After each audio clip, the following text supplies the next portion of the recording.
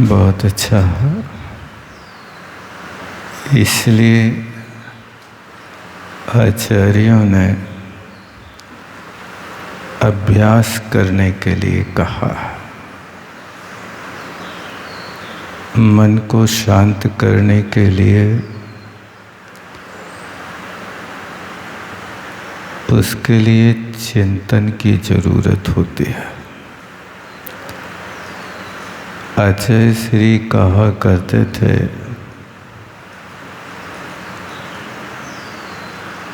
तन का भोजन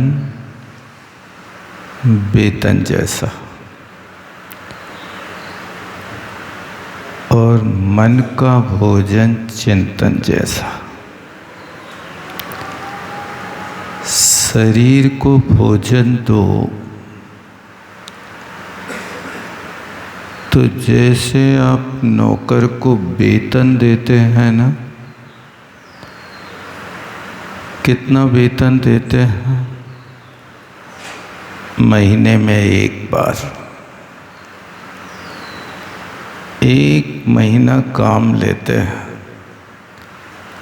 या एक दिन काम लेते हैं, 8 घंटे काम लेते हैं, तब एक बार उसको 200-300 रुपया देते हैं। इसी तरह शरीर भी नौकर है, इसको वेतन देना है। अब वो वेतन नपा तुला होना चाहिए। कितना भी अच्छा नौकर हो,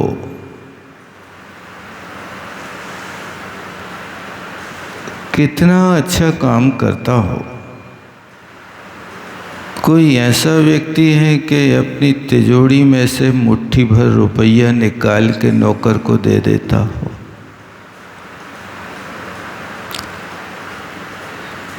बार बार नोटों को गिनते हैं। 8 घंटे काम लेते हैं, तब उनके लिए एक निश्चित पैसा दिया जाता है।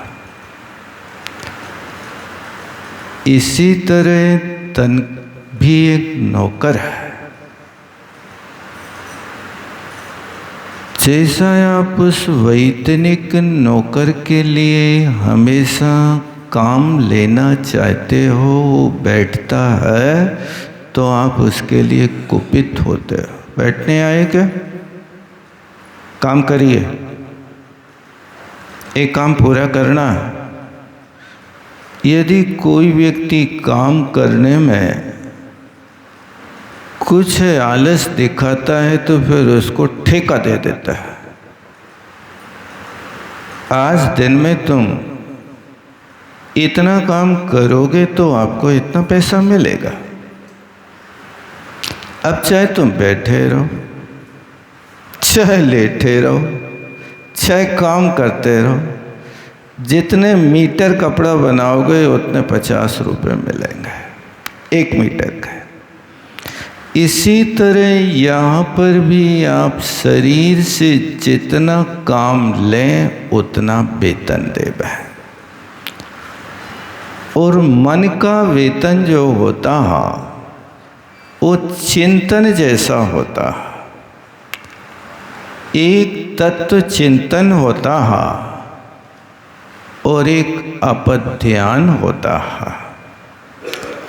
जहाँ अपध्यान होता है वहाँ पर मन या तो राग करेगा या द्वेष करेगा। अपध्यान होगा तो बद बंदत छेदादेर, ये मर जाए, कट जाए, भग जाए, दृष्टि के गोचर ना हो, आदि आदि ये परिणति मन की द्वेष से होती है।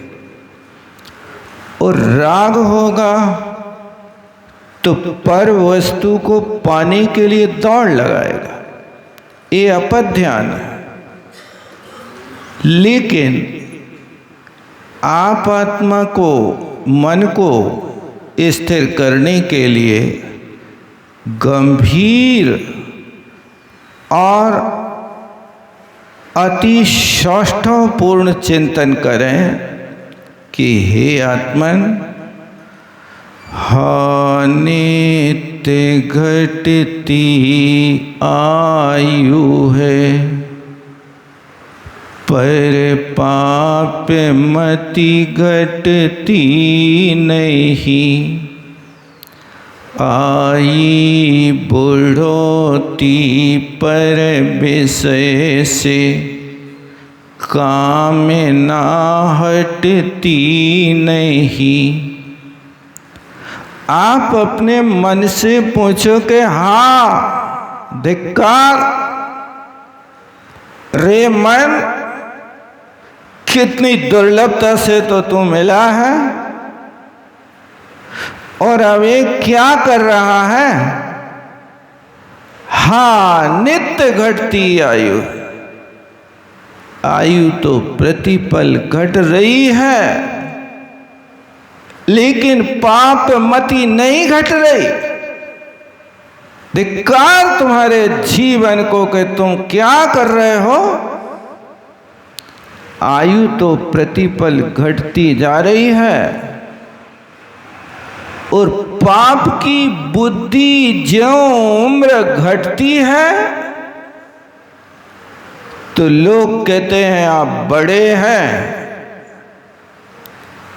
बड़े हैं कि छोटे हैं? तो ध्यान रखना, लोक व्यवहार कई चीजों से बड़ा कहता है। उम्र में बड़े, कि बुद्धि में बड़े, कि गुणों में बड़े, कि पैसा में बड़े, कि लड़बे में बड़े, काय में बड़े हो बताओ। यहां पर बड़ा वही कहलाता है जो गुणों से बड़ा होता है।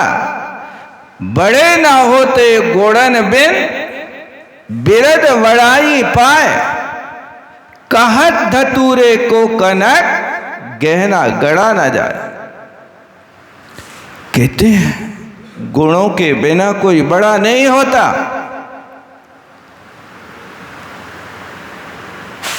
यदि गुण नहीं है ना तो आप अपने आप को बड़ा मत मानना। बिरद बड़ाई पाए, लोग तुम्हारा यशोगान कर सकते हैं। आप भामाशाह हो, उदार हो, दयालु हो, फलाने हो, जो जी में आए, जो जिसको जचे सो कह देता है। लेकिन अंतरंग के गुण नहीं होते तो उनके बिना कोई बड़ा नहीं होता। कनक के कहने से हार नहीं बनाया जाता, क्योंकि कनक का अर्थ धतूरा भी होता है और कनक का अर्थ सोना भी होता है और कनक का अर्थ आटा भी होता है। कनक तो है, लेकिन कनक कहे ते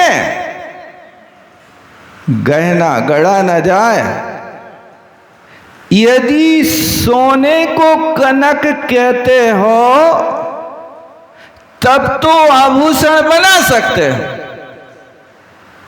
लेकिन धतूरे को कनक कहते हो तो धतूरे को खाने से सब सोना सोना तो दिखेगा। ज्यों कोई जन खाए धतूरा सो सब कंचन माने। सोना ना होवे और सोने की जरूरत होवे तो धतूरा के बीच खा लो सो तुम्हें सब सोनो ही सोनो दिखे। हर चीज सोने की दिखेगी। तुम्हें दिख तो सकता है, लेकिन उस दिखने वाली वस्तु से हार नहीं बनवा सकते। उस दिखने वाले नकली सोने को बाजार में बेच नहीं सकते। इसलिए मन की साधना जो होती है ठंडे दिमाग से होती है। मन की साधना होती है बोझ को उतारने से होती है। आपके दिमाग पर बोझ लदा होवे और लदे हुए बोझ के धारण करने से यदि तुम कहो कि आत्मा अलग है और शरीर अलग है, ये बोझा तो शरीर ढो रहा है। बोझा शरीर ढो रहा है तो रो शरीर रहा के आत्मा रहा? कौन रो रहा? भारी वजन शरीर को लग रहा कि आत्मा को लग रहा? यदि आप वस्तु स्वरूप का सही चिंतन नहीं करोगे तो मन नहीं लगेगा। इसलिए मन को शुद्ध करने के लिए वैराग्य प्रद संसार से भय उत्पन्न करने वाली वस्तु स्वरूप का चिंतन किया जाता है, तब होता है। अन्यथा तो कई बार मन उखड़ जाता है। आप अच्छे स्थान पे बैठे हो तो भी मन नहीं लग रहा है, और कभी कभी ऐसा होता है कि शमशान में बैठते हैं तो भी मन तल्लीन हो जाता है आत्म स्वरूप के चिंतन में। ये योग द्रव्य क्षेत्र होना भी आवश्यक है, और दूसरी चीज के मन की स्थिरता के लिए आपको निराकुल होना भी आवश्यक है। आप यदि घर से लड़ाई करके मंदिर आओ तो आपको मंदिर में आने के बाद भी भगवान देखें कि दुश्मन देखें? बताओ क्या देखेगा? कभी अनुभव किया कि नहीं किया? ना किया हो तो अच्छा, करने की कोशिश नहीं करना। लड़ाई करके मंदिर नहीं आई हो, नहीं तो भगवान नहीं दिखेंगे, कोई और ही दिखेगा। इसलिए आचार्यों ने ये वृत्ति के लिए अभी भावनाएं बताई हैं। इन भावनाओं को बार बार भाया जाता है, और उन भावनाओं के भाने पर ही परिणाम निर्मल होता है। भावना भवनाशिनी होती है, इसलिए भावनाएं हमेशा अच्छी भाव चलते बैठते उठते खाते पीते ये भावना भाओगे तो तुम सुखी रहोगे। इसलिए ये सूत्र याद रखो कि कामनाएं कम करो, काम करो ज़्यादा।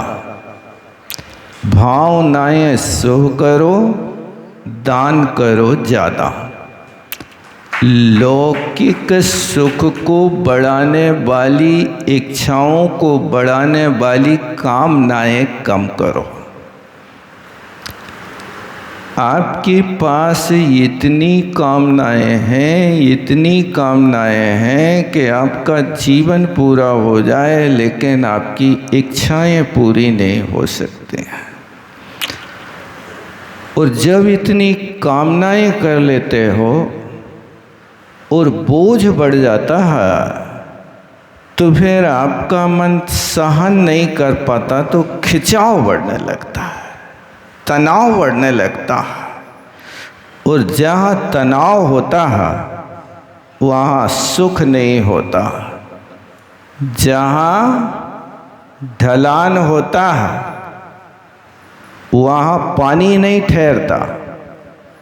जहाँ तनाव होता है वहाँ सुख नहीं ठहरता है।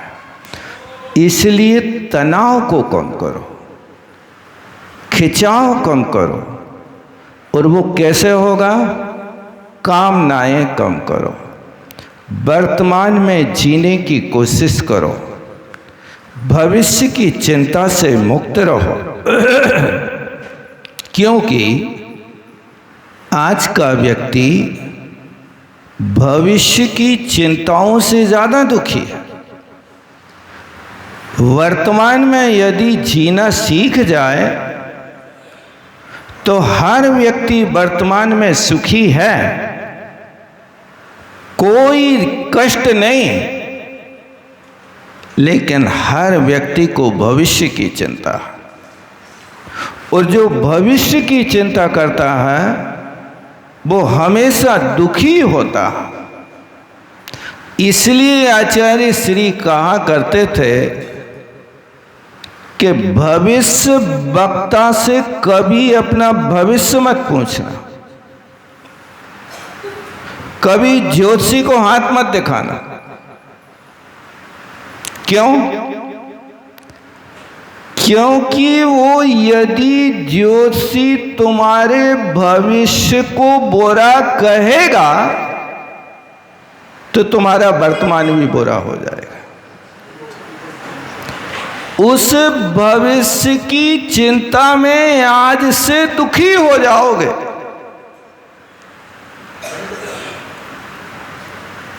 इसलिए वर्तमान में जीने की कोशिश करो।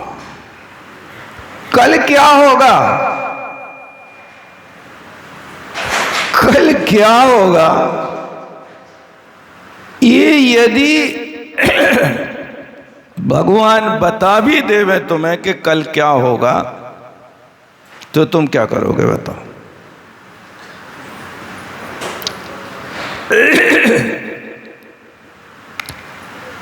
कोई कह भी देवे कि भैया 8 दिन बाद आपकी आयु पूर्ण होने वाली है। ये बात यदि कोई अच्छा ज्योतिषी तुमसे कह देवे तो 8 दिन की आयु को सुनकर के आप बढ़िया 8 दिन तक कैस करोगे? जो चीजें आज तक नहीं खाई वो खाओगे? आज तक यदि प्लेन पे नहीं चले तो 8 दिन प्लेन पे घूमोगे? अब 8 दिन में हमारी विदाई होना है, हर घर में जाकर के खुशियां मनाओगे, हाथ मिलाओगे, मित्र अब हम जा रहे हैं, अच्छे से रहना, हमें भूलना नहीं। अथवा 8 दिन की मौत सुनकर के आज से तुम्हारा भोजन कम होगा कि बढ़ेगा बताओ? चिंता कम होगी कि बढ़ेगा? 8 दिन में मरना है, हंसोगे कि रोओगे? 8 दिन में मरना है तो गुरु की शरण में जाओगे कि डॉक्टर की शरण में जाओगे? क्या करोगे बताओ? भगवान ने कह दिया राई कुछ घट सके न तिल बढ़ने का, लिख दिया विधाता लेख नहीं मिटने का। एक राई न घट सकता है न तिल बढ़ सकता है। तो इस परिस्थिति में तुम्हारा कर्तव्य क्या होता है कि आपने अपना भविष्य सुन लिया तो निश्चिंत होना चाहिए कि जब 8 दिन में मरना ही है, अब उस मरण को टालोगे कि जो मरण को बिगाड़ने वाले कारण हैं उनको टालोगे? बताओ क्या करोगे? अब 8 दिन के समय में तुम क्या पूरे समय सब पापों को छोड़ करके आत्म स्वरूप में लीन होकर के मन को स्थिर करके 24 घंटे सामायिक करोगे कि जो पाठ याद हैं वो भी भूल जाओगे? इसलिए भविष्य के विषय में ज़्यादा मत सोचना। भविष्य जो है ना आपके हाथ में नहीं है, जो होना है होगा। आप निश्चिंत रहें, वर्तमान में जिएं और वर्तमान में आप अपने मन को स्थिर करने की प्रयास करें, अन्यथा तो आप कभी अपने मन को स्थिर नहीं कर पाओगे। इसलिए यहाँ पर एक कहा कि भांग गुप्ती और मनोगुप्ती, इन दो क्रियाओं को पालन करना अहिंसा धर्म की उत्कृष्टता कहलाती है और मध्यमता कहलाती है कि इसके आगे की भावना भाते हैं कि ईर्ष्या समिति। ईर्ष्या समिति का अर्थ है कि देखभाल करके चलना। आप चलो लेकिन सावधानी रखो कि आपके चलने में कहीं किसी जीव का विघात ना हो जाए। ये आपके लिए आदेश भगवान ने दिया है। आप चलते हैं तो देख करके चलते हैं, तो जमीन देखते हैं कि आकाश देखते हैं। आप यहाँ किसी व्यक्ति को देख के चलते हैं कि बिल्डिंगें देख करके चलते हैं। भगवान ने तो तुमसे कहा है कि तुम जब भी चलो तो जहाँ से चल रहे वहाँ की 4 हाथ आगे की जमीन को देख करके चलो। ये भी व्यवहार आचरण कहलाता है। इसका नाम व्यवहार रत्नत्रय होता है। ये क्रिया करना प्रत्येक व्यक्ति का कर्तव्य है, क्योंकि जो जीव जमीन में चल रहे उनके पास आंखें नहीं, और तुम जमीन में चल रहे लेकिन आंखें दी हैं। तो भगवान ने यही आदेश दिया है कि आँखों वाले लोग बिना आँखें वाले जीवों की रक्षा करें, यानी देख करके चलें। इसका नाम ईर्ष्या समिति है। जब भी चलो, चलने की भी एक चाल होना चाहिए, द्रुत विलंबित नहीं होना चाहिए। इतनी तीव्रता से दौड़ भी मत लगाओ कि जीव पे पैर रख जाए, बाद में होश आवे। और इतने मंदने चलो कि तुम 3 घंटा में 1 किलोमीटर चल पाओ। ये ईर्ष्या समिति के चलने का एक नाप तोल है कि आप चलें तो 1 घंटा में 5 किलोमीटर की स्पीड से चलें। आप बोलें तो 1 मिनट में 70 शब्द बोलें, इससे ज़्यादा ना बोलें। यदि ज़्यादा बोलोगे तो हड़बड़ होगी, कम बोलोगे तो विषय पूरा नहीं होगा।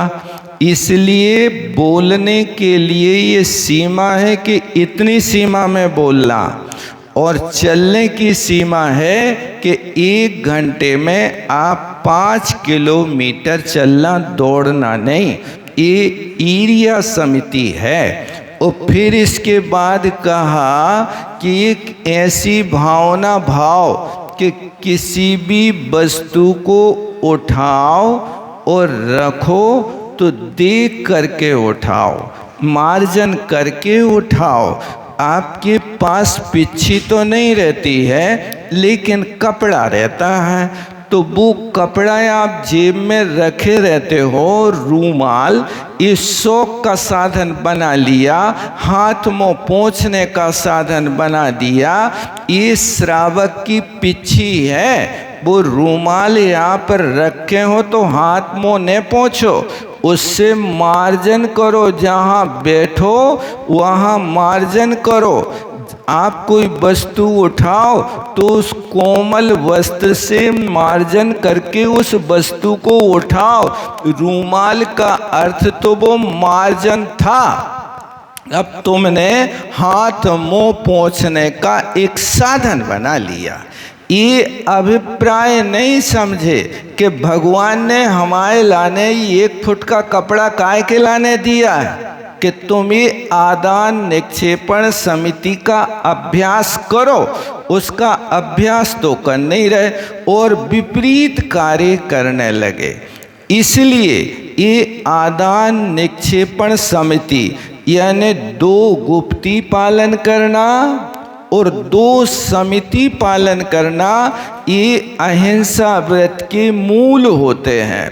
और फिर एक तीसरी भावना होती है कि जब भी खाओ तो उस खाने वाले भोक्ता को कहा कि जब दिन निकल आए खाओ, और दिन अस्त होने लगे उसके पहले खाओ।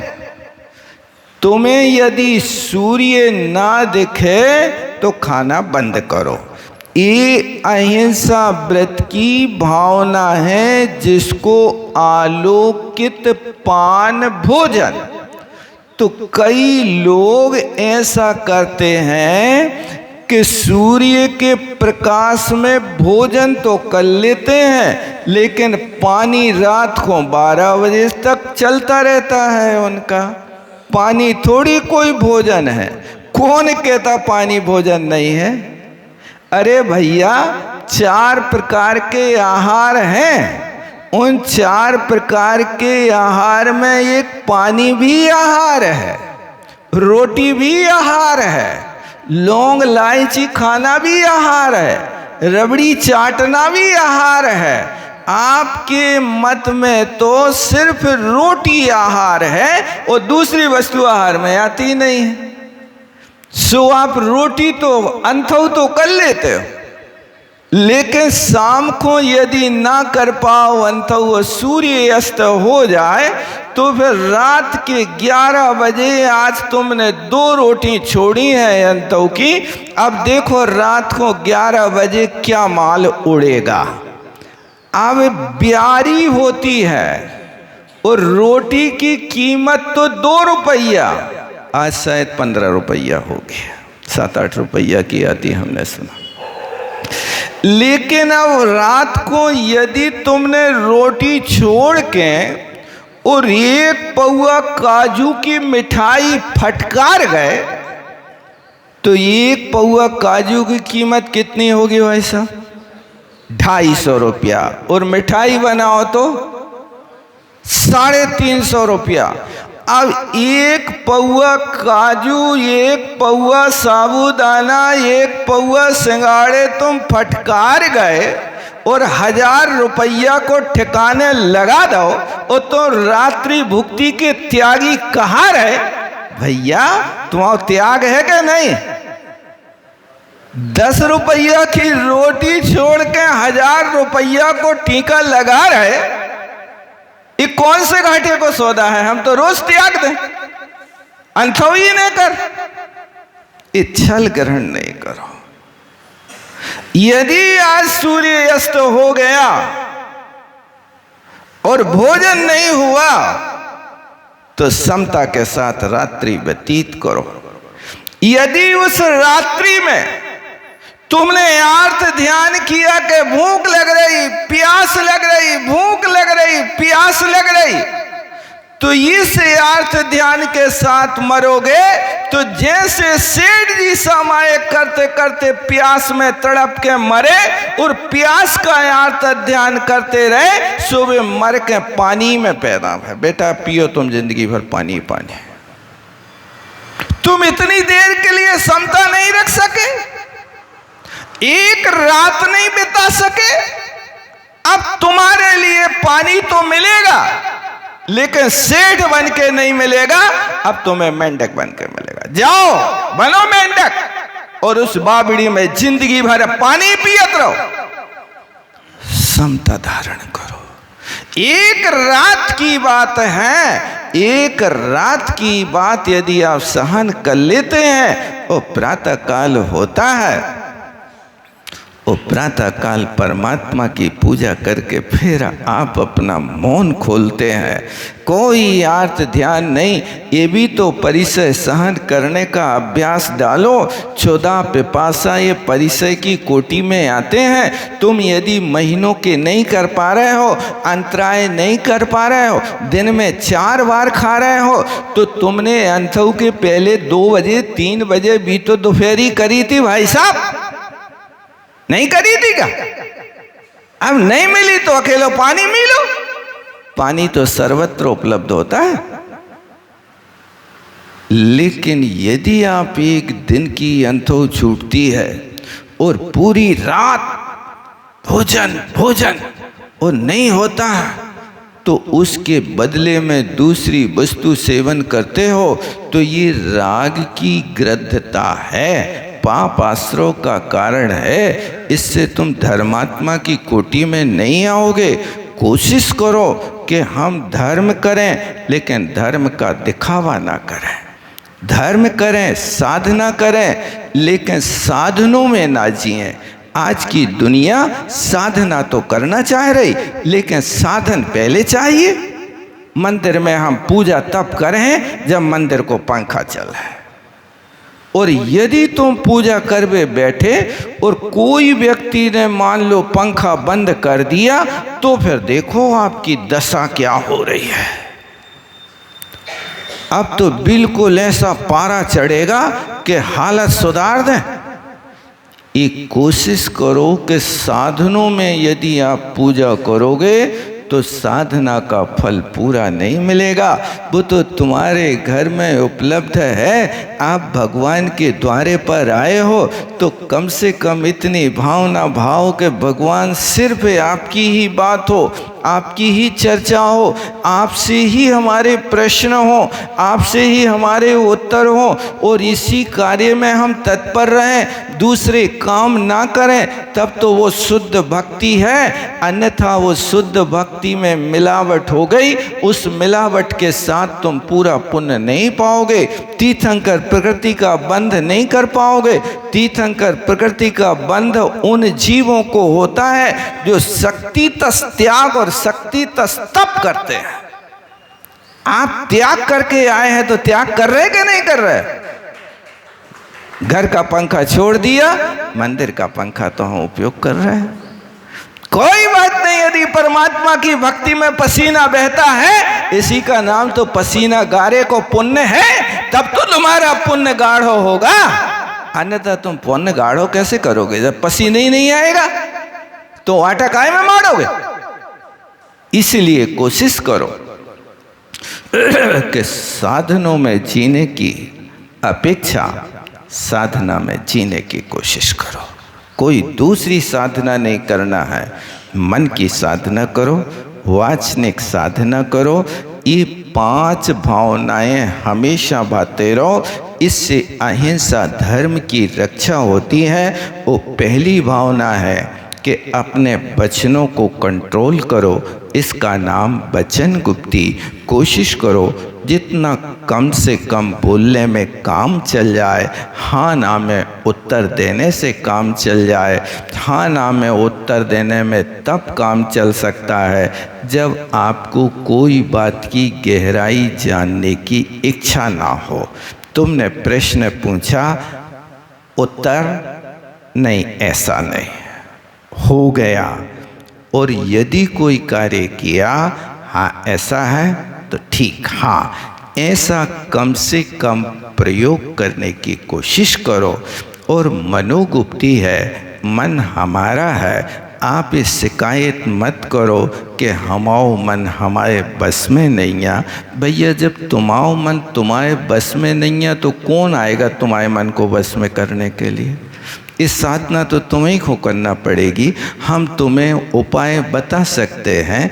कोई घनघोर अंधेरी रात में खड़ा हो और बोले हमें रास्ता नहीं दिख रहा, सो उस व्यक्ति ने तुम्हें टार्च दे दी कि ले टार्च के प्रकाश से घर तक चले जाओ।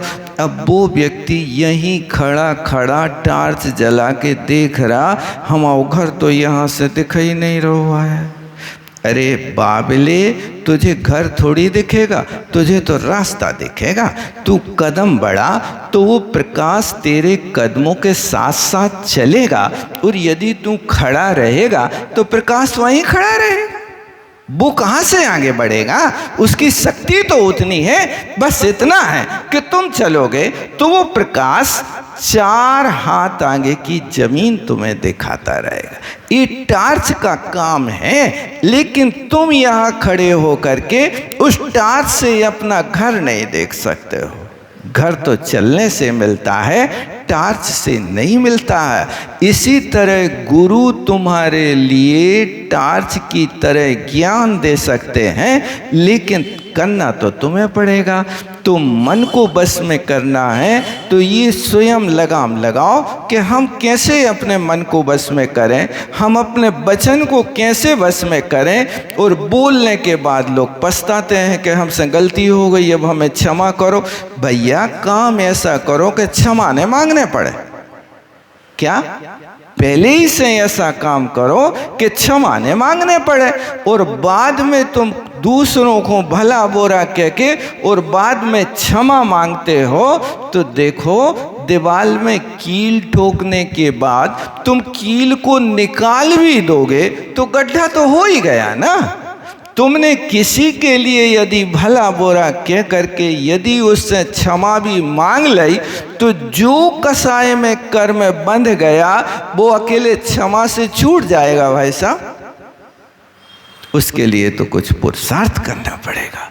इसलिए वचन को भी संभाल करके रखो। और तीसरी बात है, अहिंसा धर्म की रक्षा के लिए आंखें बंद करके न चलो, आंखें खोल करके चलो। जमीन देख के चलो, मकान देख के न चलो, आकाश देख के न चलो, धूप देख के न चलो, चार हाथ आगे की जमीन देख करके चलना। ये अपना अहिंसा धर्म की भावना है, अहिंसा धर्म को पुष्ट करता है। और चौथी बात है कि कोई भी वस्तु उठाओ और रखो तो पहले नीचे देखो कि कोई जीव जंतु तो नहीं है। मार्जन करो। रूमाल का उपयोग आप उस जमीन को साफ करने में करो, आप उस रूमाल का प्रयोग रेता तो साफ करत हो लेकिन जीवों को दूर करने की कोशिश नहीं करते हो। उसी रूमाल को मार्जन बनाओ और फिर जाके यदि चटाई न मिले तो बिछा के बैठ जाओ। ऐसा है क्या? नहीं, वो उपकरण है, जीव रक्षा का उपकरण है, संयम का उपकरण है। यदि तुम्हें बिछाने की जरूरत है तो दूसरों कपड़ा अपने पास रखो, लेकिन उसका नाम तो मार्जन है। मार्जन का काम सिर्फ वही होना चाहिए कि कोई भी वस्तु उठाओ और रखो तो देखो। आप कई लोग करते तो हैं, मार्जन कर लेते हैं, सो अपने बोई धोती को यूं हिला दो तनक और बस मार्जन होगा। कुर्ता पहने तो कुर्ता से हिला दो सो मार्जन हो। ये तरीका है क्या? हिलाने से जीव भगते हैं क्या? नहीं, उनको यथारीति से करना ये आदान निक्षेपण समिति कहलाती है। और फिर पांचवी बात कि खाना तो जब सूर्य दिखे तब खाना, और सूर्य अस्त हो जाए तो नहीं खाना। और प्रातः काल जब तक सूर्य उदय होने पर 2 घड़ी का काल व्यतीत ना हो जाए तब तक नहीं खाना। ये आलोकित पानी कहलाता है। ऐसी अहिंसा व्रत की ये 5 भावनाएं हैं। इतना ही रखते हैं। जावाणी के ज्ञान से सूझे लोकालोक, सोवाणी मस्तक धरूं सदा दे। हे चिन्बाणी भारती तो जपोंद रैन, जो तेरो शरणा गहे शो पाव। देव बचो अरहंत को, गुरु सेवो निर्ग्रंथ, दया धर्म पालो सदा यही मोक्ष।